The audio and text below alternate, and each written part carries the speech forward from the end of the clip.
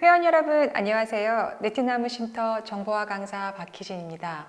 지난 시간에 세 줄 일기 앱을 설치하고 글쓰기 편하게 여러 가지 설정을 해두었습니다. 오늘은 앱을 활용하여 직접 내 글을 써보고 남의 글도 읽고 공감받고 또 책으로 인쇄할 수 있는 과정을 설명드릴게요.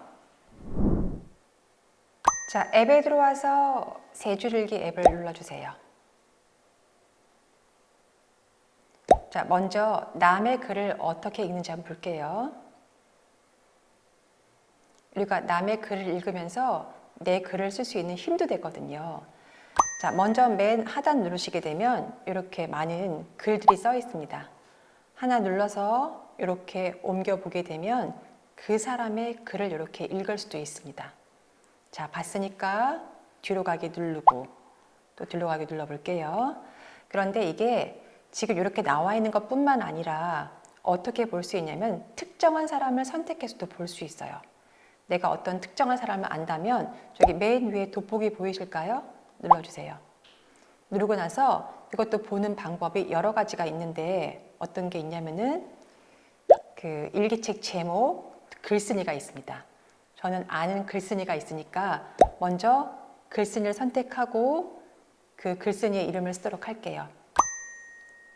제가 알고 있는 글쓴이의 이름은 스마트라비라고 합니다.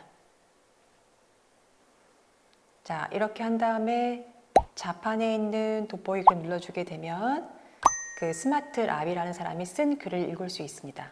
자, 터치해 볼게요. 자, 이분은 어떤 글을 썼냐면은 여기 보시는 것처럼 대중교통에서 만난 사람과의 세 줄 일기 썼습니다. 실은 이게 스마트라비 저입니다. 왜 그러냐면 다른 사람의 글을 도용할까봐 한 거예요. 넘겨볼게요. 넘겨보게 되면은 한 장의 사진과 이렇게 글이 나와 있죠. 이런 식으로 해서 이 사람의 그 써놓은 글을 읽을 수가 있습니다. 내가 보고 공감되는 부분도 있고 나 같으면 이렇지 않을 거라고 생각하는 부분도 있으실 거예요.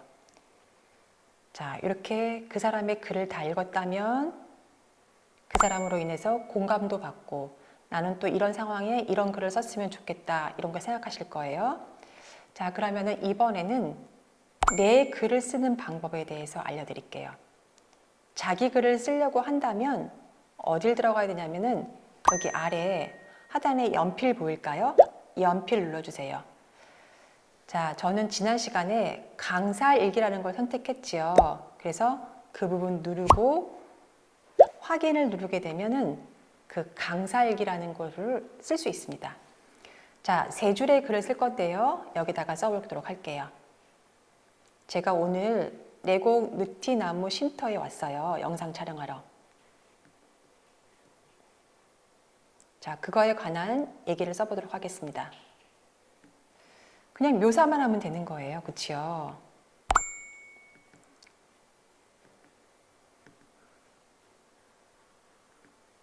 그냥 제 마음을 썼습니다. 내곡 느티나무 쉼터에 왔는데 영상을 촬영하는데 긴장된다 이렇게 쓰고요. 그 다음에 아래다가 또 글을 자, 내곡 느티나무 쉼터에 왔다. 영상을 촬영하는데 늘 긴장된다. 잘 되었으면 좋겠다. 이렇게 간단하게 묘사만 했습니다. 여기 아래 보니까 몇 월 며칠이라고 장소라고 나오죠. 그 부분 클릭해서 장소를 입력하는데 그냥 쓰셔도 되고 안 써도 됩니다.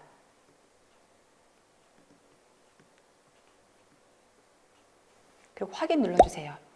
자, 세 줄 일기는 세 줄의 글과 한 장의 사진이잖아요. 그래서 여기 아래 하단에 오늘의 사진을 선택하세요 눌러서 우리가 갤러리에 있는 앨범 불러오도록 하겠습니다. 자, 그래서 제가 이렇게 했던 거 사진 하나 클릭해서 위에 체크 누르게 되면은 이렇게 위에는 글이 있고 아래는 사진이 있고 이렇게 한 장의 페이지가 완성이 됐어요. 그렇게 된다면 맨 위에 체크 표시 보일까요? 눌러주게 되면 페이지가 작성이 됩니다.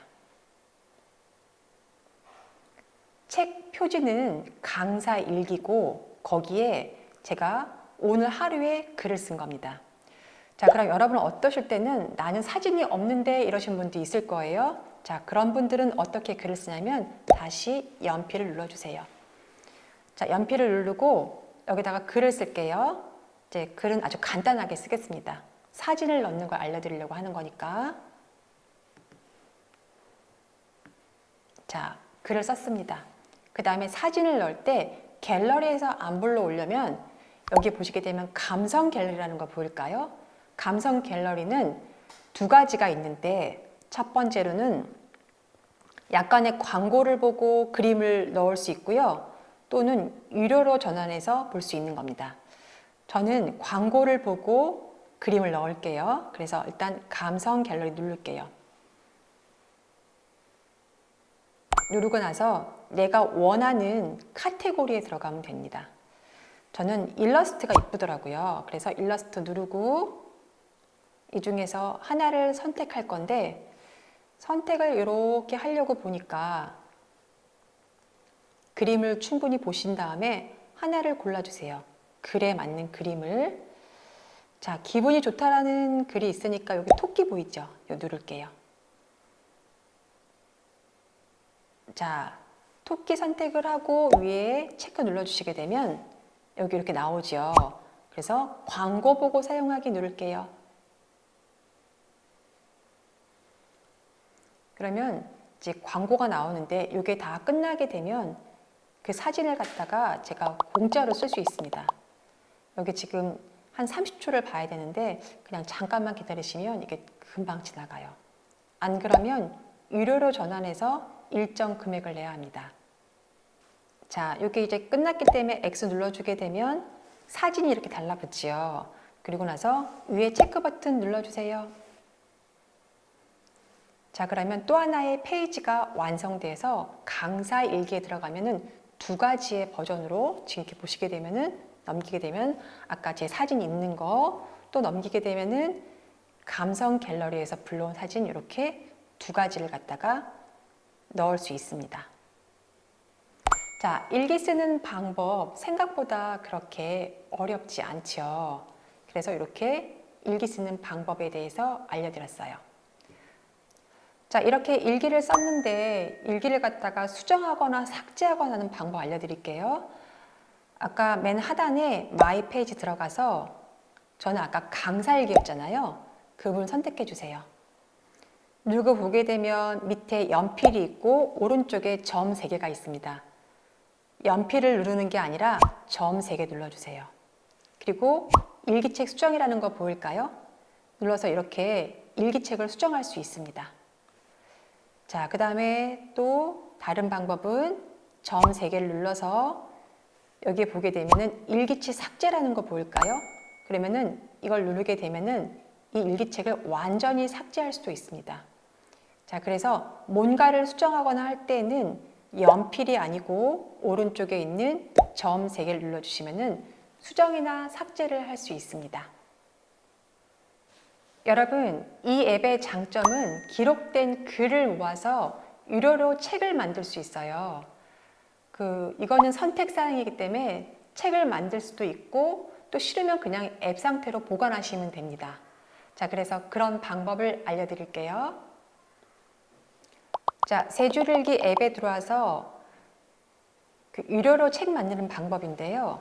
이게 아무 때나 되는 게 아니라 이게 일정 시간이 정해져 있습니다. 자, 여기 제가 한번 들어가 볼게요. 이렇게 누르게 되면은 뭐라고 쓰여 있냐면 자, 일기책을 이렇게 여러분이 만들어 놓은 사진이 이렇게 보이시죠? 자, 이렇게 보이는데 이렇게 만들고자 한다면 어디 들어오셔야 되냐면 마이 페이지에 들어와서 여기 위에 설정을 눌러봐 주세요. 자, 설정을 누르게 되면은 일기책 만들기라는 글자 보일까요? 그 부분 눌러주세요. 자, 이렇게 화면을 올려보니까 이제 일기책 만드신 분들의 여러 가지 사항이 나와 있는데 그 중에서 제작 일정이라는 거 보일까요? 접수를 먼저 이렇게 받습니다. 그리고 제작을 한 다음에 일괄 배송을 해줘요. 그러니까는 날짜가 딱 정해져 있습니다. 자, 이거를 할 때는 주의할 점이 뭐냐 하면은 내가 원하는 책 표지를 결정을 해야 되고 내가 원했던 페이지를 갖다가 1쪽부터 몇 쪽까지 할 건지를 결정해 주시면 조금 더 자세하게 할 수 있습니다. 근데 이거는 유료니까 원치 않으신 분들은 만들지 않아도 돼요. 여러분, 글을 쓴다는 거는 그리 쉬운 일은 아니죠. 그런데 종이와 연필 없이 스마트폰에 글을 쓴다는 게 참 매력적인 것 같아요. 디지털 기기만 있으면 언제 어디서나 장소와 시간에 구애받지 않는 디지털 노마드가 되는 거죠. 나의 진솔한 마음을 글로 한번 표현해 보세요. 저는 그 책을 만들었는데 이렇게 책을 만들었습니다. 제가 쓴 글을 모아서 책자로 만들었는데 이렇게 보시게 되면은 이게 펴지고 넘기게 되면 제가 썼던 글들이 이렇게 책자하고 나오게 되어 있어요. 근데 그냥 스마트폰에 글을 쓰셔도 삶의 감성이 풍요로우실 거예요. 오늘 제가 준비한 강의는 여기까지입니다. 풍요로운 시간 되시길 바랍니다. 감사합니다.